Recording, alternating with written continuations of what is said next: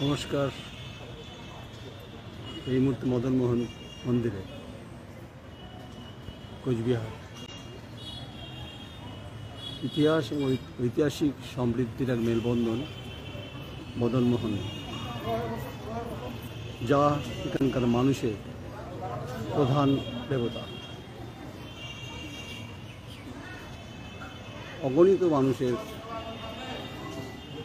ভক্ত যারা এসছেন, বিভিন্ন মনস্কামনা নিয়ে এসছেন মদনমোহনের কাছে।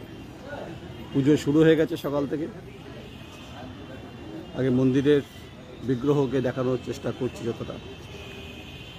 গোটা ভারতবর্ষে তার সুনাম, সমৃদ্ধি, ঐতিহ্য, সম্মানের সঙ্গে, শ্রদ্ধার সঙ্গে পালন করেন এখানকার মানুষ।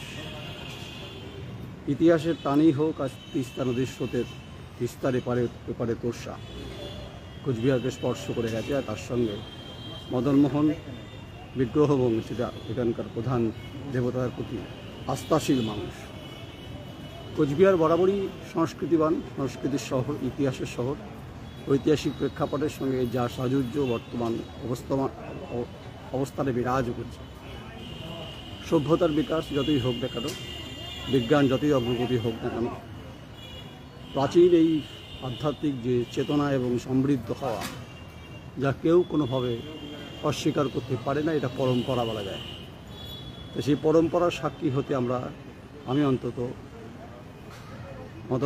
ঠাকুর মদনমোহনের কাছে এসছি। সারা বাংলার মানুষকে দেখানোর চেষ্টা করছি যে আমরা যেখানে অধিকারের রক্ষার লড়াইয়ে যখন কখনো কখনো রণক্লান্ত হই, তখন ঠাকুর মদনমোহনকে স্মরণ করি। তিনিই উদ্রে দেন। ঈশ্বর বিশ্বাসী মানুষ কিনা সেটা পরের প্রশ্ন। ঈশ্বরের প্রতি আমার অগাধ আস্থাশীল। আধ্যাত্মিক চেতনায় প্রতিটি মানুষের রোমে রোমে, রক্তে রক্তে রয়েছে, যা স্বামী বিবেকানন্দ বারবার বলেছে, এই ভক্তি তোমার মনে। সেই ভক্তিস্তরে এসে নতমস্তক হয়ে দু চার কথা আপনাদের বলতে চাই। প্রথমে প্রধান যিনি, যাকে ঘিরে ঘূর্ণাবর্ত স্রোত কোচবিহারে মদনমোহন, সেটা আপনাদের যতটা পারছি দূর থেকে দেখানোর চেষ্টা করছি। যারা এসেছেন তারা প্রত্যেকেই শুধু কোচবিহারের মানুষ নয়, সারা বাংলা থেকে এসছেন, আসাম থেকে এসছেন, বহু জায়গা থেকে এসছেন। কেন? তারা এই দেবতার কাছে তাদের পুজো দিতে এসছেন। কারো মানত আছে, কারো সংকট আছে, নানান কারণে। ভাববার কারণে যে শুধু সংকটের সময় ঈশ্বরকে স্মরণ করে, এরকম ভাববার কোনো কারণ নেই। সংকট মোচনের পরেও বা সংকটকালেও ঈশ্বরকে আমরা সবসময় সমাদৃত করি আমাদের ভক্তি অন্তরাস দিয়ে। ভক্তি অন্তরাস অত্যন্ত গুরুত্বপূর্ণ। কীভাবে আপনি ভক্তি করছে সেটা আপনার উপর ডিপেন্ড করছে।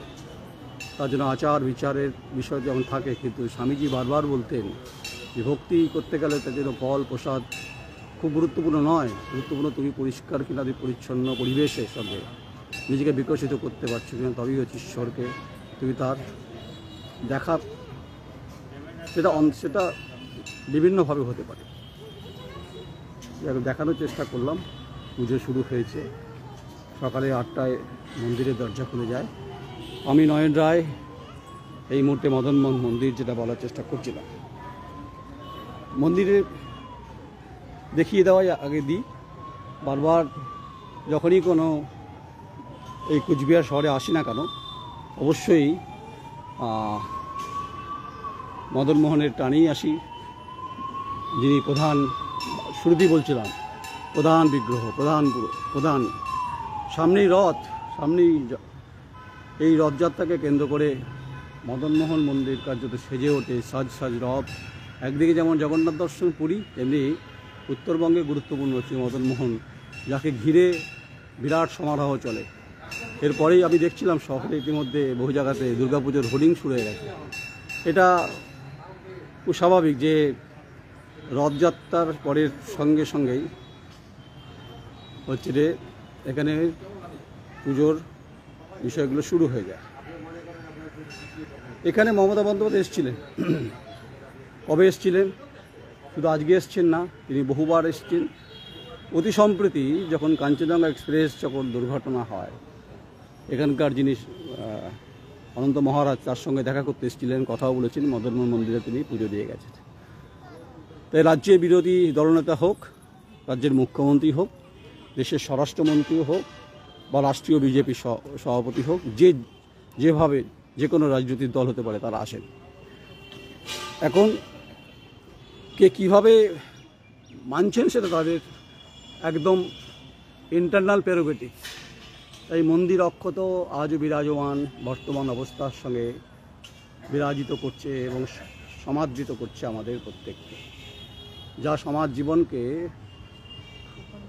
শান্ত রাখার ক্ষেত্রে এই মন্দিরে পুজো এবং মন্দিরের দেবতাকে মানা আপনি আচারে ধর্ম। তাই বিশ্বাস ভক্তি মনে, বিশ্বাস ভক্তির জন্য বড় কিছু করার দরকার হয় বলে মনে হয় না।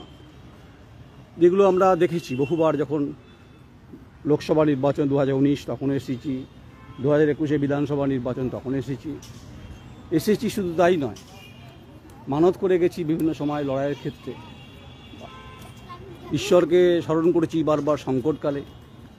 আমি যদিও ব্যক্তিগত স্তরে ঈশ্বর বিশ্বাসী মানুষ, এটা আমার একান্তই ব্যক্তিগত পার্সোনাল চয়েস, এবং আমি যে ধর্মই বিলং করি না কেন, কিন্তু সেটা আমার একান্তই ব্যক্তিগত বিষয়।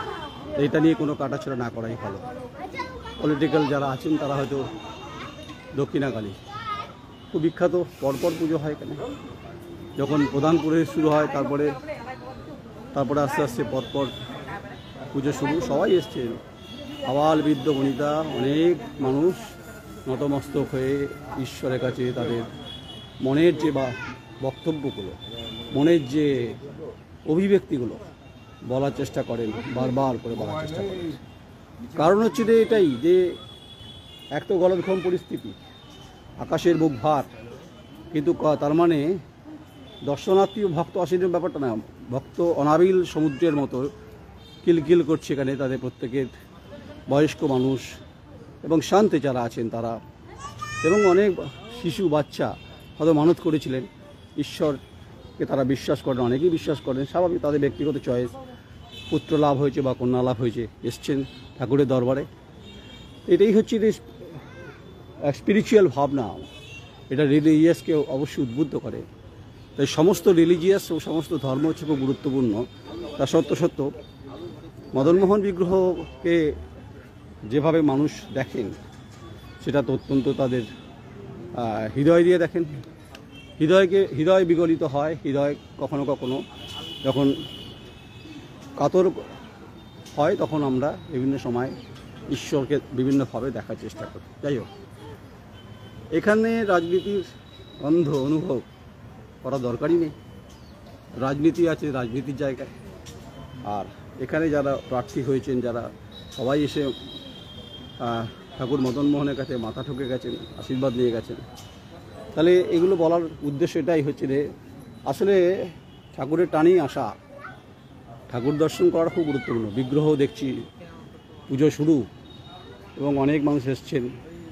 প্রত্যেকে আগত যে সমস্ত ভক্ত এবং দর্শনার্থী যারা আছেন তাদের প্রত্যেককে আমাদের ব্ল্যাক কোয়ারির তরফ থেকে স্বাগত অভিনন্দন। তাই এই মদনমোহন মন্দিরকে ঘিরে নিরাপত্তার বড়াই আছে, কারণ যেহেতু খুব প্রাচীন কাল থেকে, এবং মহারাজ যখন ছিলেন কোচবিহারে, অনেক বড় ইতিহাস, লম্বা ইতিহাস। এই ইতিহাস খুব অল্প সময়ের মধ্যে শেষ করা অত্যন্ত অসম্ভব। যাই হোক, আপনারা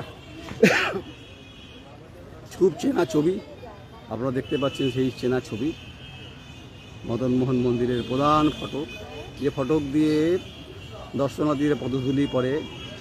বিভিন্ন দেশের আন্তর্জাতিক স্তরে যারা মানুষ আছেন তাদের পদধূলি পড়ে, আমাদের পদধূলিও পড়েছে। আমার ঠাকুরের কাছে আসার ক্ষেত্রে আমার শরীর এবং মন দুটোই হচ্ছে স্পর্শ করেছে বলে আমি ঠাকুর দর্শন করতে এসেছি। এবং কিছু কাজ, সাংবাদিকতার যে দায়িত্ব, যে কর্তব্য নিষ্ঠা, সেটা পালন করতে গেলে লাগে মনের শক্তি, মনের অভিপ্রায়। আপনি কতটা বলছেন সেটা বিষয় না, বিষয় যে আপনি সম্মান দিচ্ছেন কিনা, বিশেষ করে যে স্পিরিচুয়াল আধ্যাত্মিক যে ভাবনা, সেটার উপর সম্মান আপনার ব্যাপার, আপনি কীভাবে দেবেন। তাই কোনো ধর্মকে যেমন কাটাছেড়া করার অধিকার আমার নেই, আমার কোনো প্রেরোগেটিভস নেই, কিন্তু আমার প্রেরোগেটিভস যেটা আছে সেটা ছিল এই ঐতিহ্যকালের আবর্তে হারিয়ে যায়নি, কারণ রক্ষণাবেক্ষণের জন্য যে বিরাট সেবায়েতদের ভূমিকা, প্রশাসনের ভূমিকা, দূর দূরান্তের মানুষের বিভিন্ন সাহায্য যা আজও জীবন্ত করে রেখেছে, প্রাণবদ্ধ করে রেখেছে মদনমোহন মন্দিরকে। তাই সকালে সূর্য অস্তমিত হওয়ার সঙ্গে সঙ্গে সূর্য উদয় হয়, শীত গ্রীষ্ম বর্ষা, সকাল 8টায় কার্যত হচ্ছে মন্দির খুলে দেওয়া হয়, প্রধান ফটক। তারপর বেশ কিছু কাজ চলে, পরিষ্কার পরিচ্ছন্ন ব্যাপার থাকে, সেগুলো করতে হয়। তারপর পুজো শুরু হয়, এক একজন এক একটা ডালি নিয়ে আসেন। তারপরে 12টা অবধি, 12টার পর থেকে শুরু হবে। পুজো বসে গেছে অলরেডি, পুরোহিত পুজো বসেছেন। আর সন্ধ্যায় আরতি মুগ্ধ করবে আপনাকে, তারই কোনো সন্দেহ নেই। তাই এগুলো দেখানোর জন্য মানে অবশ্যই মন চাই, মনের ভাবনা চাই, মনের গভীরে গহনে অন্তরে হৃদয়ে ঈশ্বর সম্পর্কে ভাবনা থাকে। অনেকের হয়তো প্রশ্ন থাকতে পারে, নয়নরা আজকে কথা একটু আধ্যাত্মিক বেশি বলছে। না, আমি বলছি যে স্পিরিচুয়াল হচ্ছে খুব গুরুত্বপূর্ণ। যাকে আপনাকে সম্মান কীভাবে করবে শুরুই তোই বলেছি, আমি তো করি। যাই হোক, আপনারা অবশ্যই, আমি নয়ন রায়, আমারও পরম সৌভাগ্য যে আমি মন্দিরে ঠাকুর মদনমোহনের স্পর্শ অনুভব, দূর থেকে স্পর্শ অনুভব করতে পারলাম। এটা আমার মনের মুগ্ধতা বলতে পারেন। গতকালও এসেছিলাম, নেমেই ছুটেছি, ঠাকুর মদনমোহনের টানে এসেছিলাম।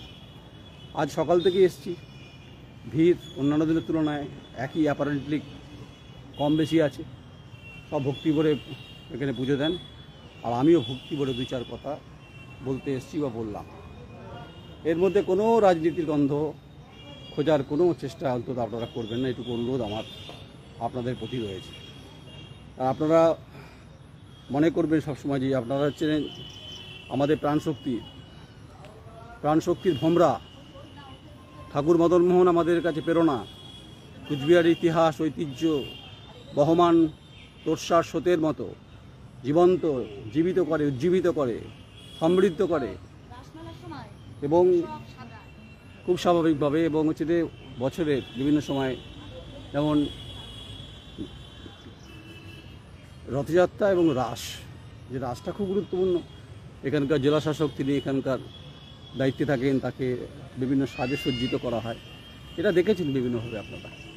তাই ফুলে ফুলে ভরে গেছে বাগান, ফুল এসছে, পাখিরাও কোলাহল, আকাশের মেঘ ভার। আগেই বলেছি, আকাশ গুমোট হয়ে আছে উত্তরবঙ্গে, যেহেতু প্রবল বৃষ্টি চলছে।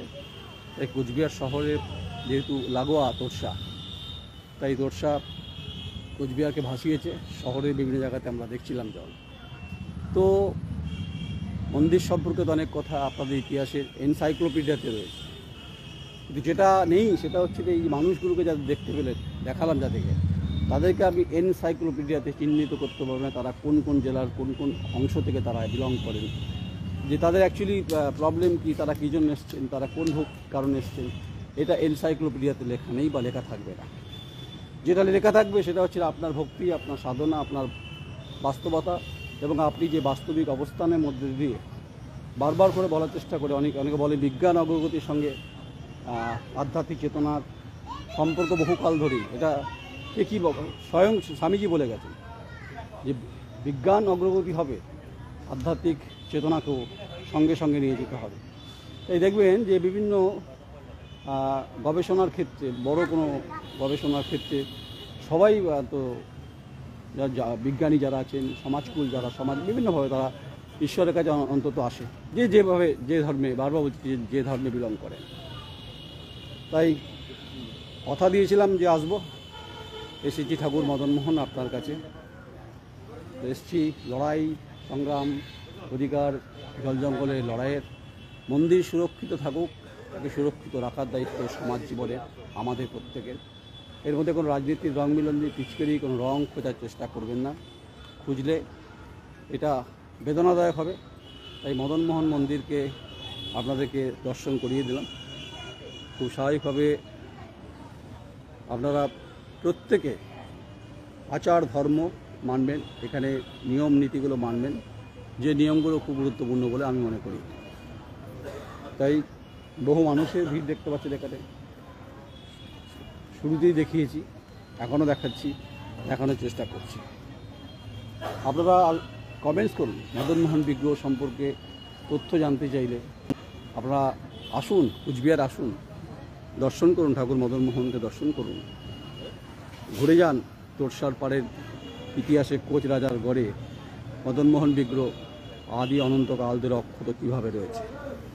এর পিছনে সভ্যতা, নগর সভ্যতা অবশ্যই তার ভূমিকা রয়েছে।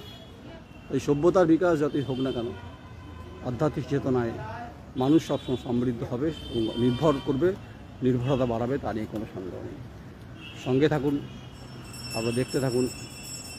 এবং হচ্ছে এই যে শুনতে পাচ্ছেন আওয়াজ, যেটা উলুধ্বনি, শুনুন।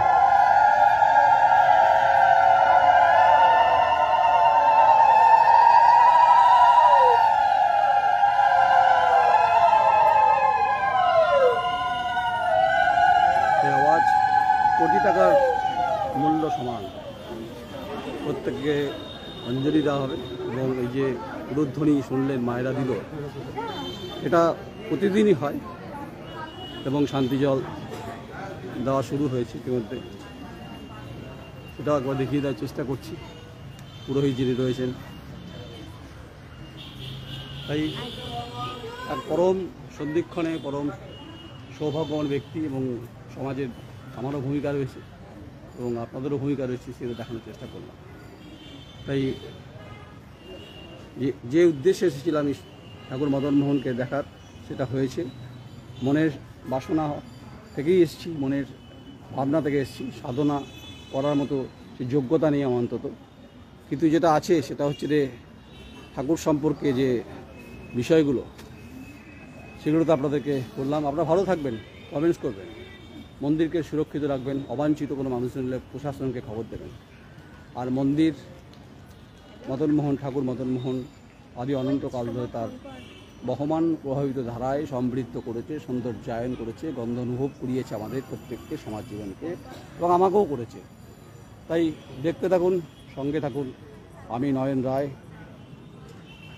ঠাকুর মদন মোহন মন্দির, কুচবিহার। নমস্কার।